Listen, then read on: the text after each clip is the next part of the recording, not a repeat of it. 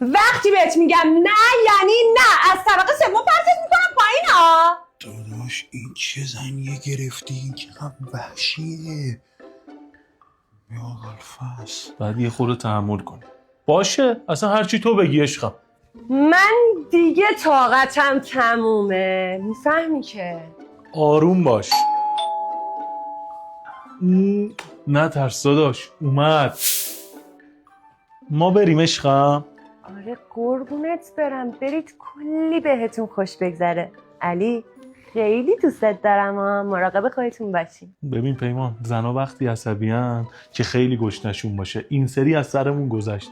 بزن بریم که دوباره گشنش بشه جفتمونو میخورن.